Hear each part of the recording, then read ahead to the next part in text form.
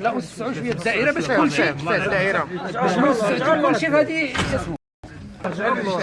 شوف اولا كنحيي الاخوان رجال الصحافه. حط الميكروات بحثكم. انعقد الاجتماع ديال الامانه العامه العادي، والطبيعي كان من اهم النقاط التي ناقشها هو سير المشاورات لاخراج الحكومه ان شاء الله وتشكيلها. أحطوا الأمانة العامة علما بمختلف المعطيات التي استجدت، وناقشت الأمانة العامة، وكان واحد النقاش إيجابي جدا وفي جو في ارتياح.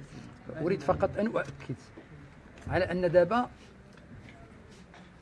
دابا اللمسات كنحاولوا ندققوا هذه الهيكلة ديال الحكومة المقبلة، ولذلك كل ما يروج في الصحافة عن أسماء عن لوائح هذا نحن لم نتحدث فيه.